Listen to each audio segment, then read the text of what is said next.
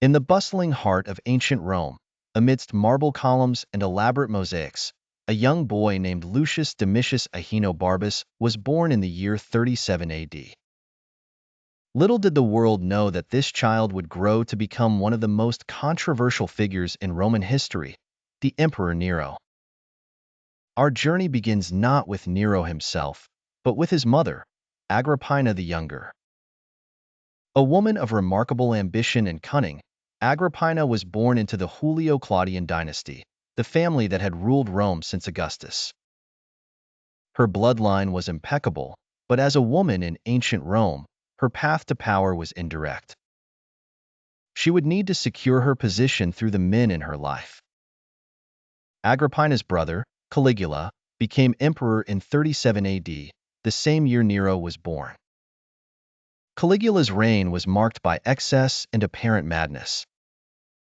During this tumultuous time, young Lucius, the future Nero, spent his early years in the shadow of imperial power, witnessing firsthand the volatile nature of Roman politics. In 41 AD, Caligula was assassinated, and Agrippina's uncle Claudius became emperor. Recognizing an opportunity, Agrippina set in motion a series of calculated moves that would ultimately place her son on the throne. She first married Claudius, becoming his fourth wife in 49 AD, despite the fact that she was his niece, a union that raised eyebrows even in permissive Roman society. With her new position secured, Agrippina's next step was to convince Claudius to adopt her son, Lucius. In 50 AD, the adoption was formalized, and Lucius Domitius Ahenobarbus became Nero Claudius Caesar Drusus Germanicus. This new name positioned him as a potential heir to the empire, alongside Claudius's biological son, Britannicus. Nero's education during these formative years was entrusted to the renowned Stoic philosopher Seneca. Under Seneca's tutelage, young Nero was exposed to Greek and Roman literature, rhetoric, and philosophy. This education would later influence Nero's love for the arts and his Philhellenic tendencies, a love for Greek culture that would shape many of his later actions as emperor. As Nero approached his teenage years, Agrippina continued to maneuver behind the scenes. She convinced Claudius to betroth Nero to his daughter, Octavia, further cementing Nero's position in the imperial family. At the same time, she worked tirelessly to sideline Britannicus, ensuring that Nero would be seen as the natural successor to Claudius. In October of 54 AD, Emperor Claudius died suddenly after eating a dish of mushrooms. While ancient sources hint at poisoning by Agrippina, modern historians remain divided on whether Claudius's death was murder or simply the result of natural causes. Regardless of the truth, Agrippina moved swiftly in the aftermath. On October 13, 54 AD, Nero, just shy of his 17th birthday, was acclaimed as the new emperor by the Praetorian Guard. The Senate quickly followed suit, officially recognizing Nero as the new ruler of the Roman Empire. In a carefully orchestrated display of filial piety, Nero's first act as emperor was to preside over the funeral and deification of Claudius. The early days of Nero's reign were marked by optimism. His inaugural speech to the Senate, likely written by Seneca, promised a return to the principles of Augustus. He vowed to rule with justice and moderation, to respect the authority of the Senate, and to avoid the excesses that had marked the reigns of Caligula and Claudius. Behind the scenes, however, a delicate balance of power was being established. While Nero was the face of imperial authority, real power was initially shared between his mother Agrippina, his tutor Seneca, and the Praetorian prefect Burrus. This triumvirate guided the young emperor's early decisions, working to maintain stability in the empire. The first year of Nero's reign saw several popular measures implemented. Taxes were reduced, financial rewards were given to the Praetorian Guard, and gladiatorial shows were held to entertain the public. Nero also showed a surprising degree of clemency, intervening in the Senate to prevent the execution of criminals and showing mercy to political opponents. However, beneath this seemingly auspicious beginning, tensions were already brewing. Agrippina, accustomed to wielding power, found herself increasingly sidelined as Nero began to assert his independence. The young emperor, influenced by Seneca and Burrus, started to resist his mother's attempts to dominate him and control imperial policy.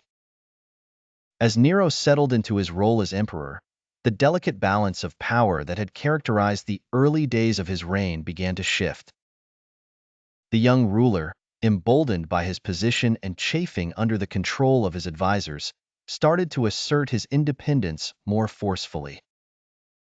The first major challenge to Nero's authority came from an unexpected quarter, his own mother, Agrippina.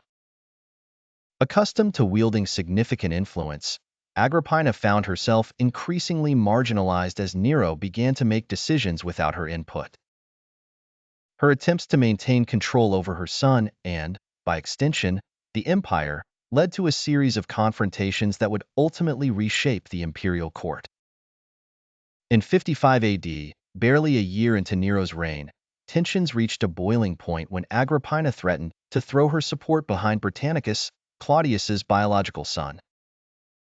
This threat to Nero's position could not go unanswered.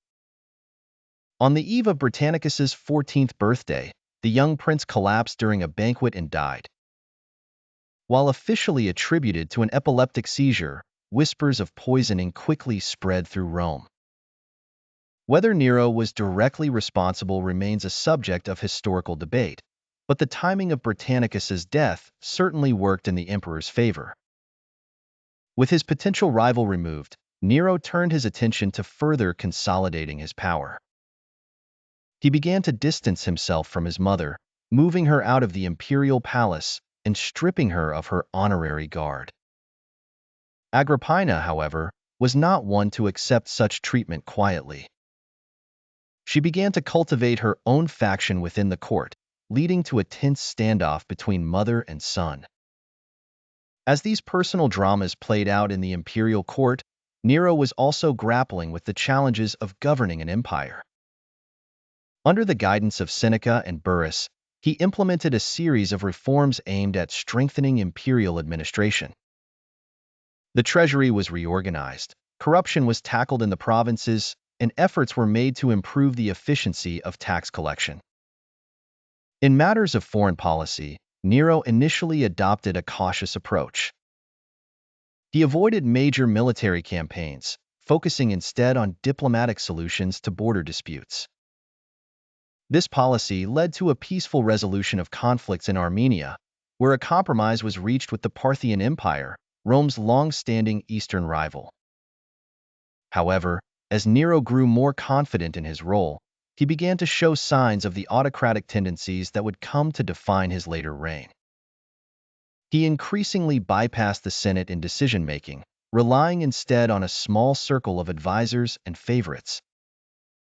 This concentration of power in the hands of the emperor and his courtiers would have far-reaching consequences for the governance of the empire. Nero's personal life also began to impact his rule.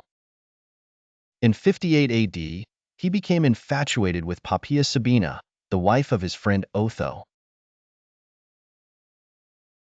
This relationship would prove to be a turning point in Nero's reign, influencing both his personal conduct and his political decisions. Poppaea, described by contemporary sources as both beautiful and ambitious, encouraged Nero to break free from the influence of his advisors, particularly his mother. She also stoked his artistic aspirations, supporting his desire to perform publicly, an activity considered beneath the dignity of an emperor by many Roman elites. As Nero's relationship with Poppaea deepened, his marriage to Octavia, daughter of Claudius, became increasingly strained. Octavia, popular with the Roman people but neglected by her husband, became a symbol of the traditional values that Nero was increasingly flouting. The growing rift between Nero and the old guard of Roman society was further exemplified by his changing approach to public appearances. Breaking with tradition, Nero began to participate in chariot races and musical competitions. While these activities endeared him to the common people, they scandalized the senatorial class, who saw such behavior as unbecoming of an emperor. As the second year of Nero's reign drew to a close, the young emperor stood at a crossroads. He had successfully asserted his independence from his mother and advisors, but in doing so, had alienated many traditional power brokers in Roman society.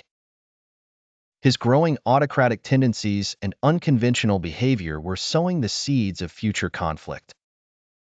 The stage was now set for the most controversial period of Nero's reign. In the coming years, he would face challenges both personal and political that would test his leadership and ultimately shape his legacy as one of Rome's most infamous emperors. The decisions he would make in the face of these challenges would have far-reaching consequences, not just for his own rule, but for the future of the Roman Empire itself. Into the third year of Nero's reign, the political landscape of Rome continues to shift dramatically. The young emperor, now fully embracing his power, makes a series of decisions that will forever alter the course of his rule and the empire itself. The year 59 AD marks a pivotal moment in Nero's reign, the assassination of his mother, Agrippina. The tension between mother and son, which had been building for years, finally reaches its breaking point. Nero, influenced by Poppaea Sabina and resentful of his mother's continued attempts to control him, makes the fateful decision to eliminate the woman who had maneuvered him onto the throne. The plot to kill Agrippina is elaborate and initially unsuccessful. A specially designed ship, meant to sink and drown her, fails in its purpose. Agrippina survives the accident and swims to shore. Realizing that his mother has escaped death and fearing her retaliation, Nero dispatches assassins to finish the job.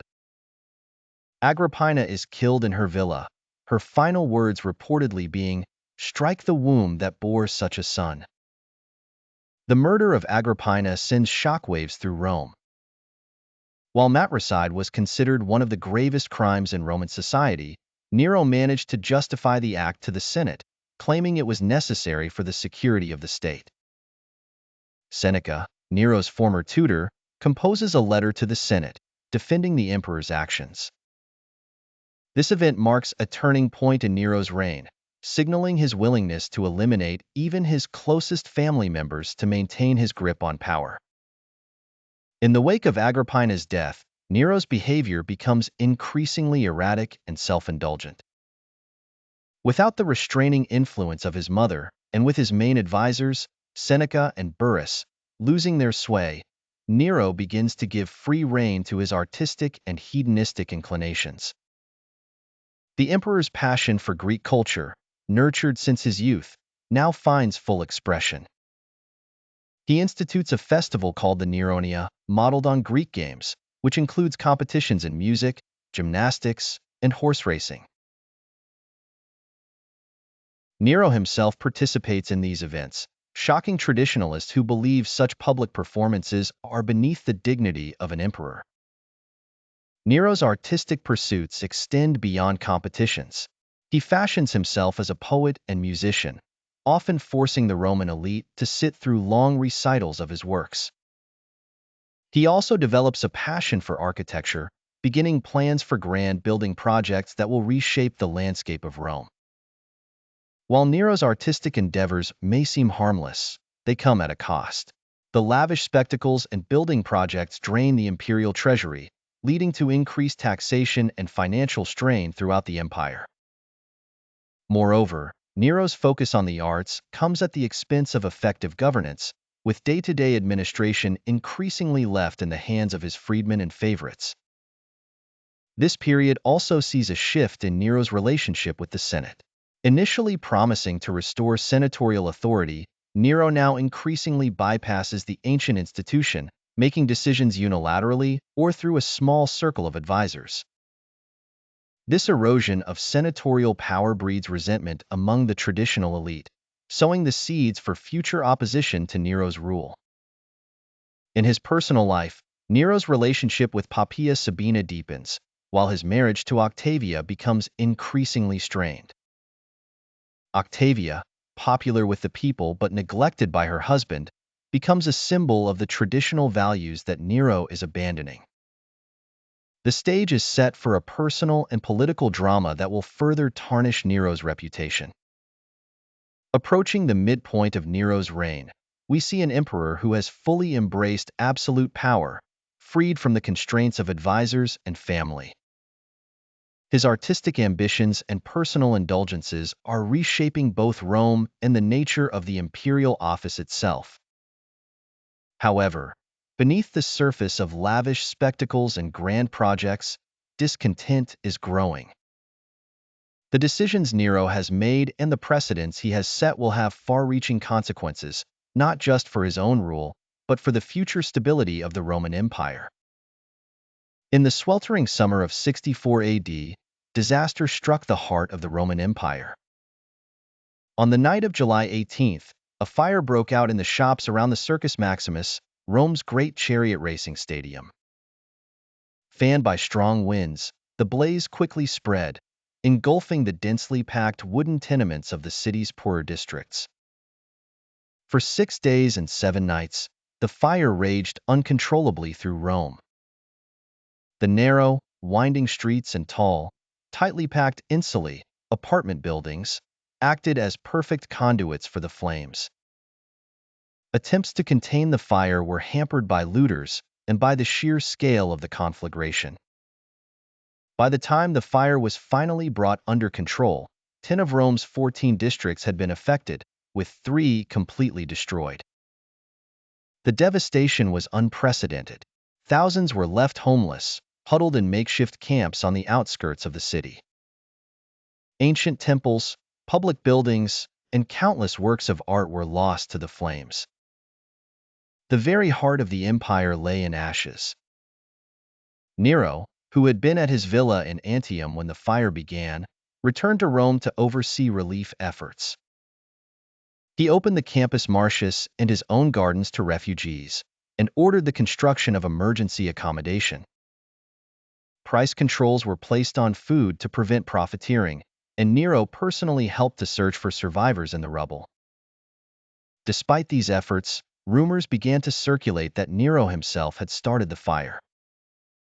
Some claimed to have seen men linked to the emperor setting fires or preventing them from being extinguished. Others spoke of Nero watching the conflagration from the Tower of Machinations, gleefully playing his lyre and singing of the fall of Troy. Whether these rumors had any basis in fact remains a subject of debate among historians. What is certain is that Nero moved quickly to deflect blame. He needed a scapegoat, and he found one in Rome's small but growing Christian community. Christians, with their mysterious rites and prophecies of the end times, made perfect targets. Nero ordered mass arrests, and many Christians were put to death in gruesome public spectacles. Some were crucified, others torn apart by dogs, and still others were covered in pitch and set alight as human torches to illuminate Nero's gardens at night. This persecution, the first recorded state action against Christians, would have far-reaching consequences. It cemented the image of Nero as a cruel tyrant in Christian tradition and contributed to the development of a persecution narrative that would shape the early church's identity. In the wake of the fire, Nero launched an ambitious rebuilding program. The centerpiece of this was the Domus Aurea, or Golden House, a vast palatial complex that would cover a large swath of central Rome. The Domus Aurea was a marvel of engineering and luxury, featuring a 30-meter-high statue of Nero, artificial lakes, and innovative architectural features like a rotating dining room. While the Domus Aurea showcased Nero's grand vision for Rome, it also fueled resentment. Many saw it as evidence of the emperor's self-indulgence, built on land that could have been used to rehouse those displaced by the fire. The massive cost of construction, coming at a time when much of Rome lay in ruins, strained the empire's finances and led to increased taxation. The Great Fire of Rome and its aftermath marked a turning point in Nero's reign. While he had shown initiative in the relief efforts, his extravagant rebuilding plans and the persecution of Christians tarnished his image. The fire also had wider implications for Roman society, leading to new building regulations and fire prevention measures. As Rome slowly rebuilt, the seeds of discontent sown in the wake of the fire continued to grow. Nero's popularity, particularly among the senatorial class, was waning.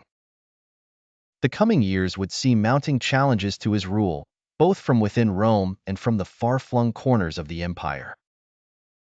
The Great Fire had reshaped Rome physically, but its political and social aftershocks would continue to reverberate throughout Nero's reign and beyond, setting the stage for the tumultuous events that were to follow.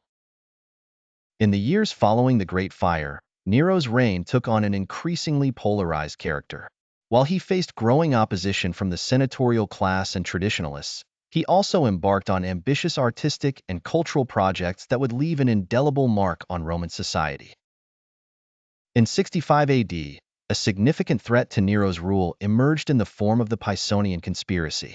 Named after its leader, Gaius Calpurnius Piso, this plot involved a wide range of Roman elites, including senators, equites, and even members of the Praetorian Guard. Their goal was to assassinate Nero and replace him with Piso, whom they saw as a more traditional and stable ruler. However, the conspiracy was discovered before it could be executed. Nero's response was swift and brutal. Dozens of alleged conspirators were executed or forced to commit suicide, including many prominent Romans. Among the victims were the poet Lucan and Nero's former tutor, Seneca the Younger. The latter's forced suicide, described in vivid detail by the historian Tacitus, became a powerful symbol of Nero's tyranny. The aftermath of the Pisonian conspiracy saw Nero become increasingly paranoid and autocratic.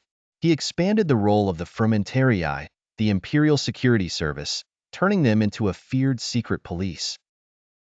Informers were encouraged, and trials for treason became more frequent.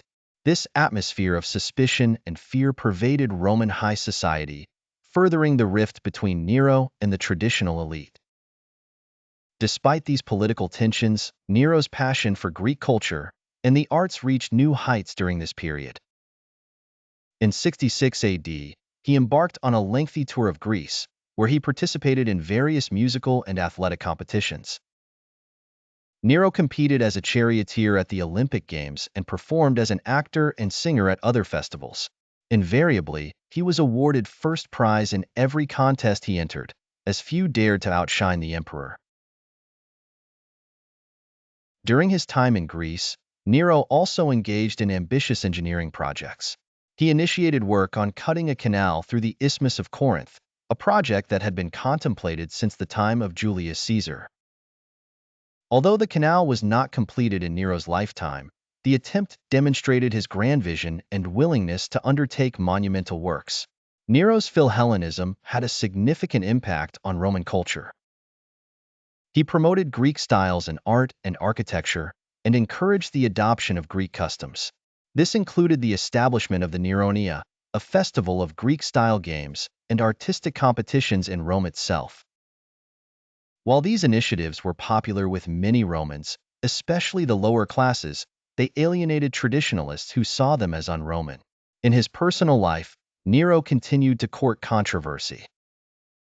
In 65 AD, his wife Poppaea died, allegedly after Nero kicked her during an argument while she was pregnant. Whether this was the true cause of her death remains uncertain, but it added to Nero's reputation for cruelty. The following year, Nero married Statilia Messalina, having first forced her husband to commit suicide.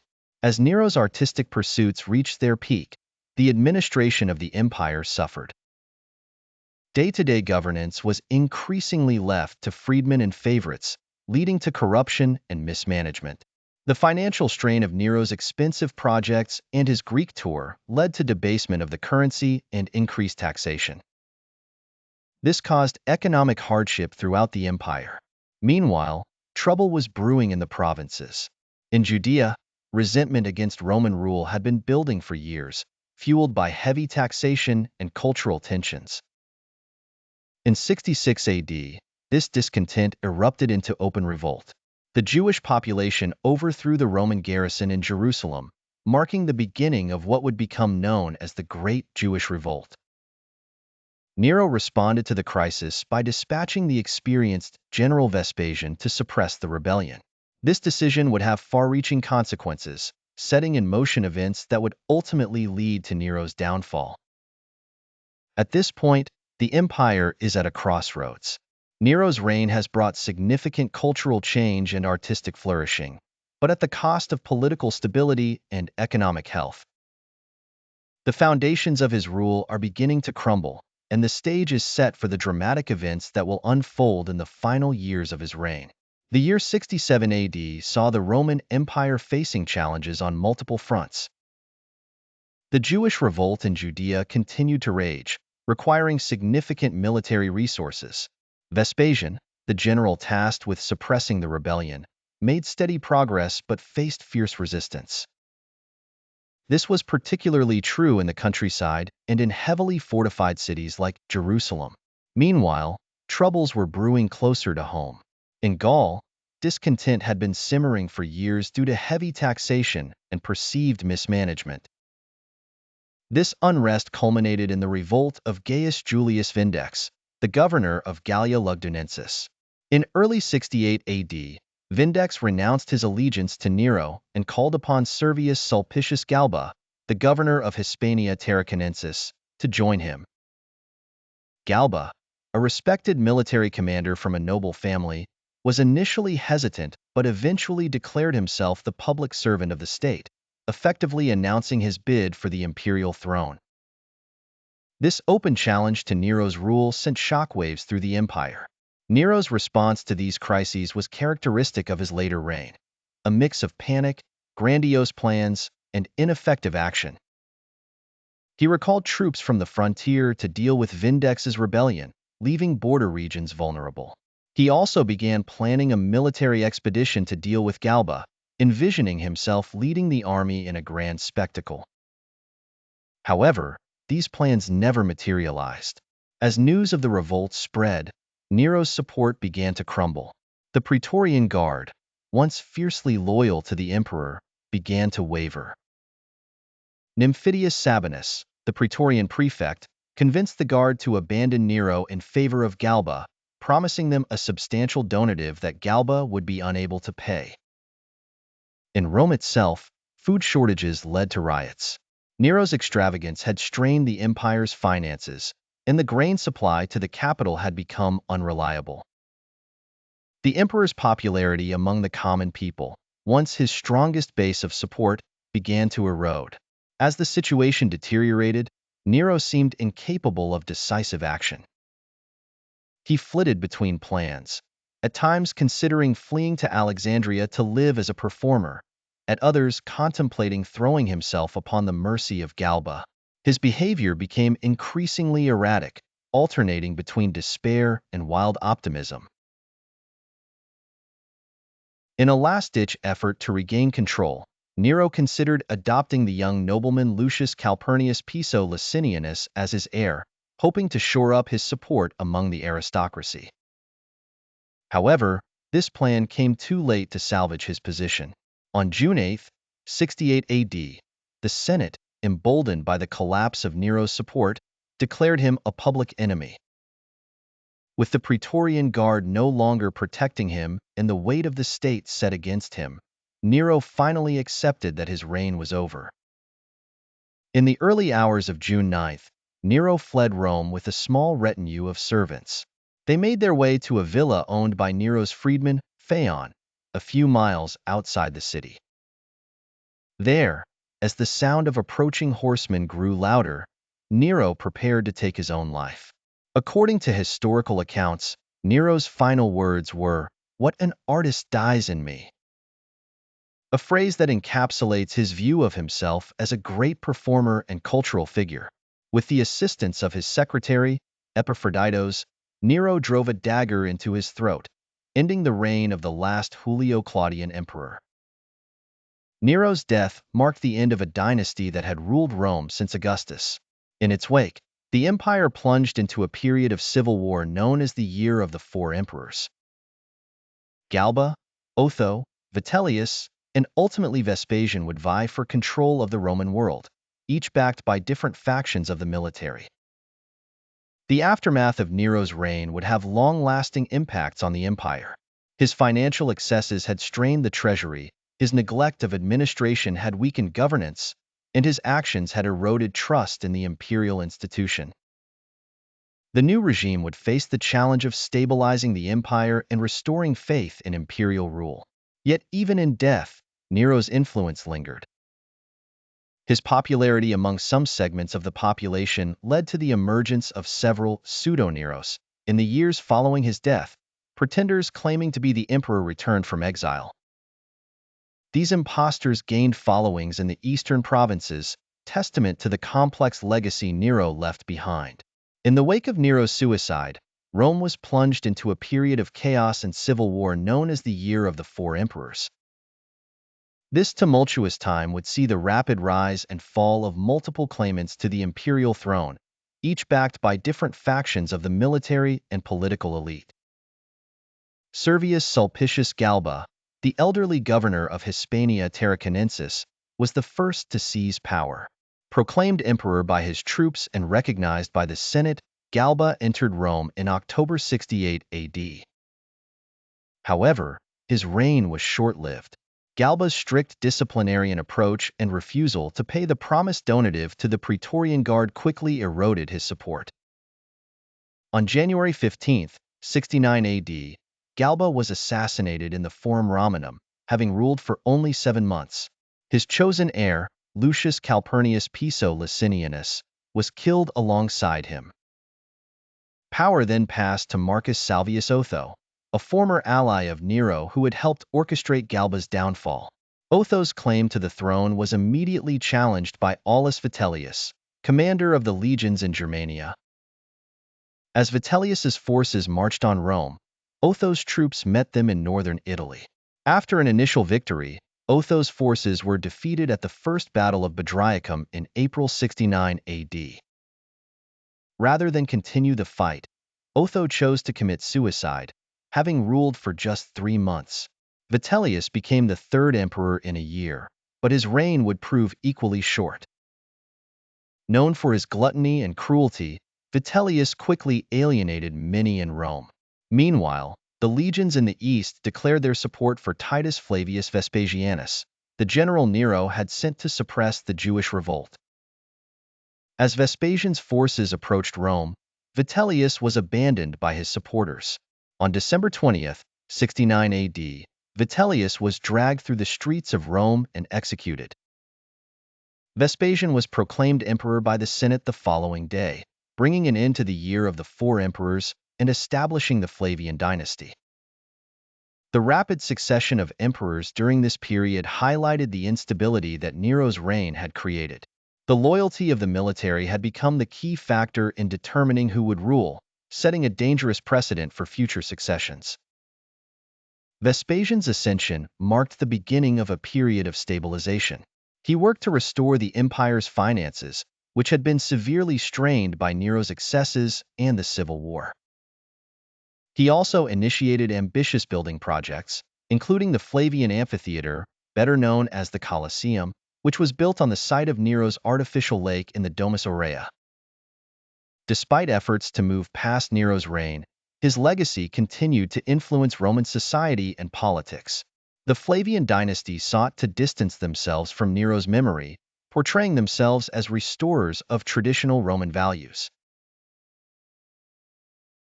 However, they also continued some of Nero's policies, particularly in their patronage of public entertainment and grand building projects.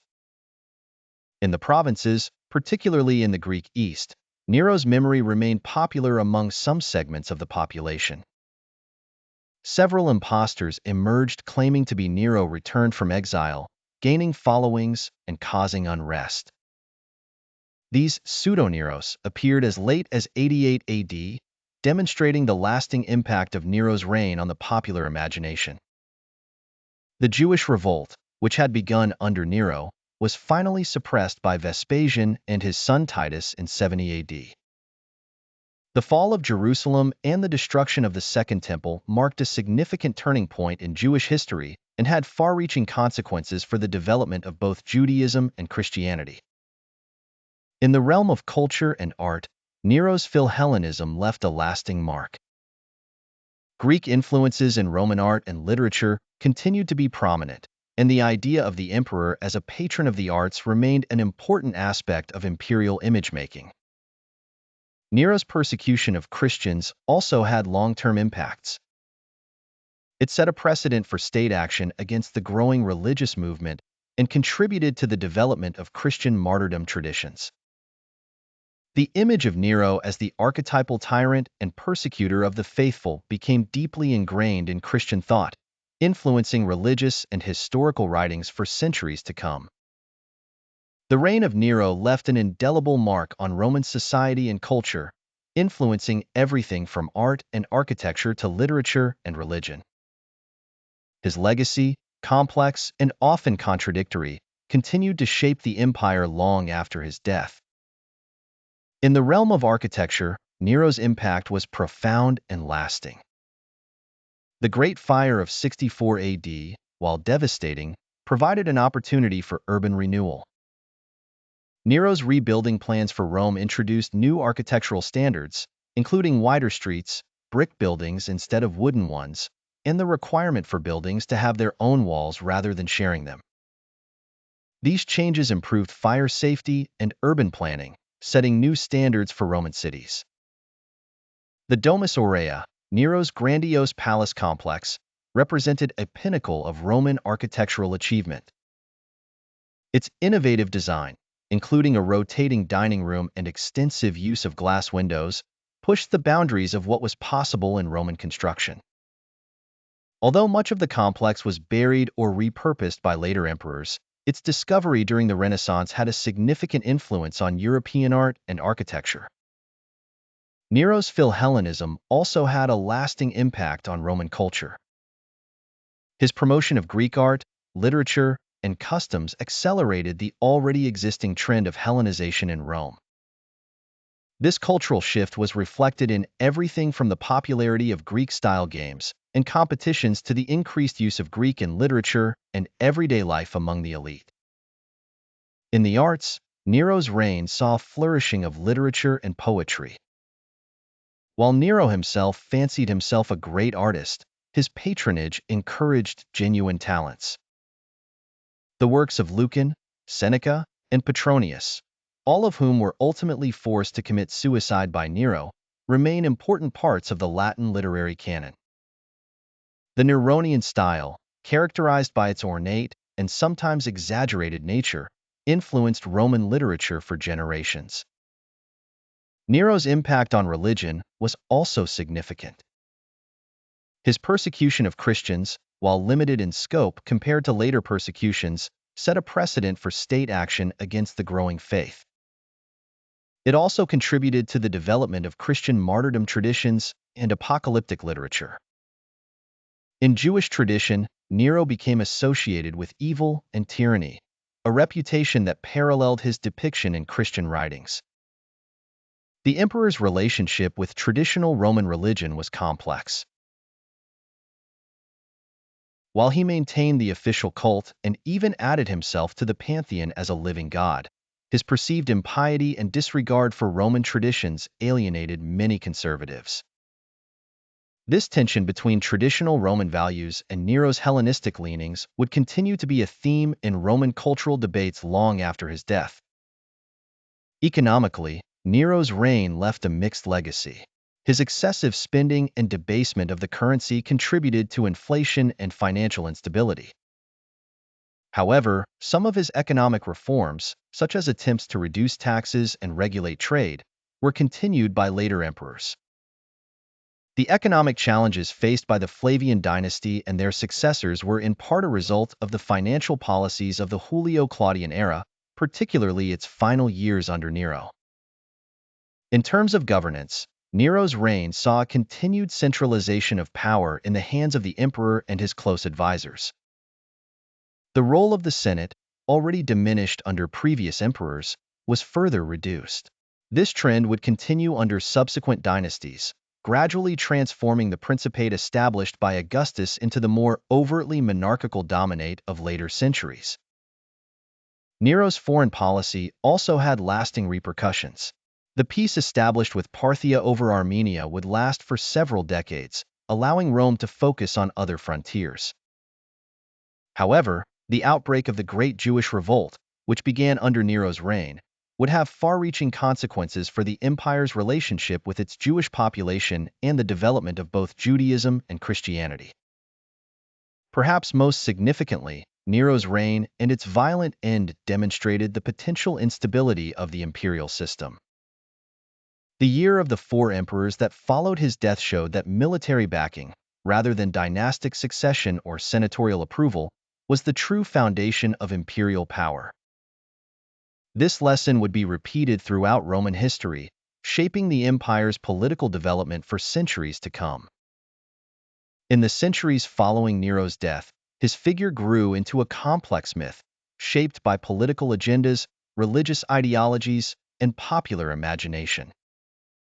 This mythologizing process began almost immediately after his demise and continues to influence our perception of the emperor to this day.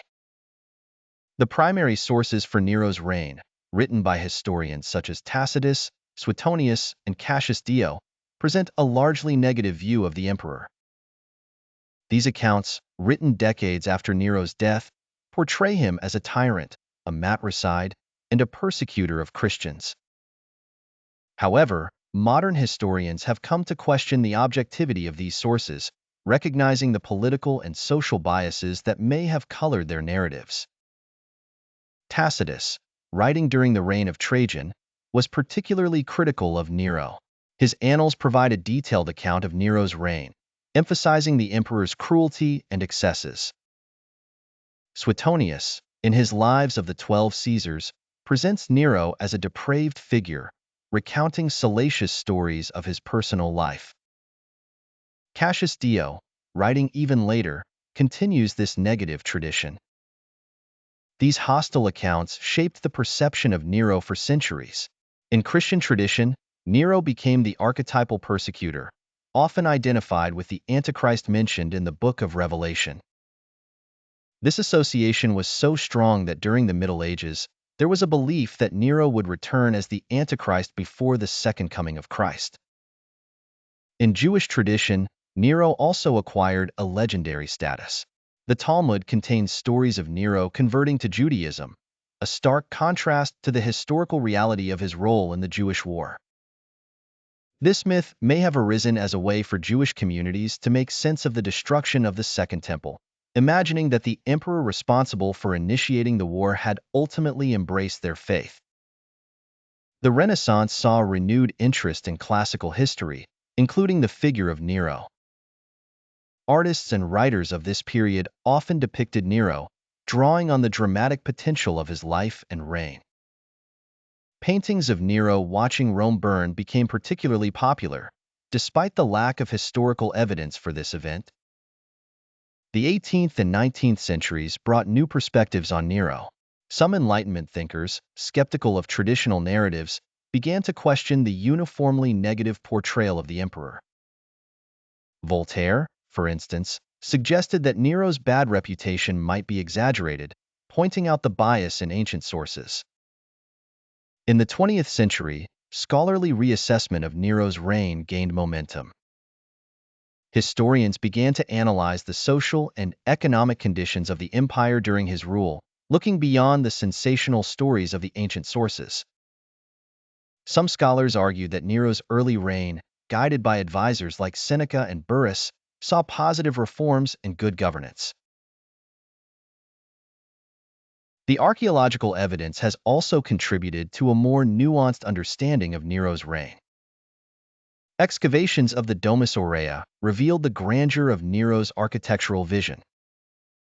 Studies of coinage and inscriptions from his reign have provided insights into the economic and administrative aspects of his rule. Modern historians have also re-examined Nero's cultural policies. His Philhellenism, once seen purely as self-indulgence, is now recognized as part of a broader trend in Roman society. Nero's patronage of the arts and his public performances, while shocking to Roman elites, may have been popular with the masses and part of a deliberate policy to reshape the image of the emperor. The reassessment of Nero's reign has extended to his foreign policy as well. The peace established with Parthia over Armenia, once overlooked, is now seen as a significant diplomatic achievement. Even the response to the Great Fire of Rome has been re-evaluated, with some historians arguing that Nero's relief efforts were more extensive and effective than previously acknowledged. However, the debate over Nero's legacy continues. While some historians argue for a more positive reassessment of his reign, others maintain that the core of the traditional negative portrayal is justified. The truth, as is often the case with complex historical figures, likely lies somewhere in between. The Nero myth, with its blend of historical fact, exaggeration, and outright fiction, remains a powerful force in popular culture. Films, novels, and television series continue to depict Nero, often drawing more on sensational myths than on historical scholarship.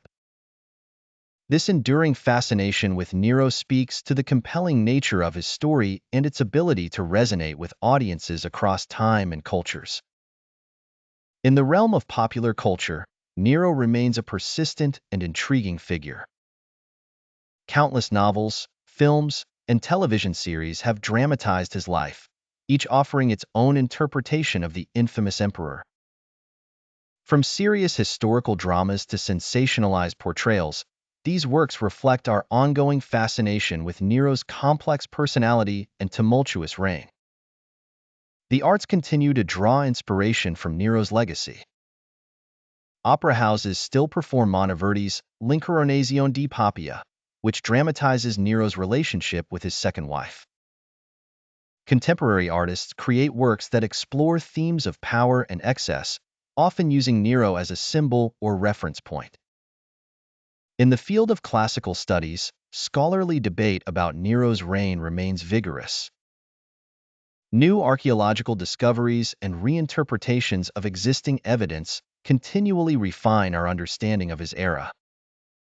The advent of digital humanities has allowed for new approaches to analyzing ancient texts, shedding new light on the biases and agendas of Nero's ancient biographers. In the political sphere, Nero's name is still invoked as a byword for tyranny and excess. Political commentators and satirists draw parallels between modern leaders and Nero, particularly when criticizing perceived autocratic tendencies or extravagant behavior. This use of Nero as a political symbol demonstrates the enduring power of his image in our cultural lexicon. The dramatic fall of Nero and the subsequent year of the four emperors offer lessons that still resonate in discussions of political stability and succession. The importance of military support, the dangers of alienating key power bases, and the fragility of even seemingly secure regimes are themes that continue to play out on the world stage. Ultimately, Nero's story is a human one. It is a tale of power, ambition, artistic passion, and tragic flaws. It reminds us of the complex interplay between individual personality and historical circumstances, and the profound impact that leaders can have on their societies.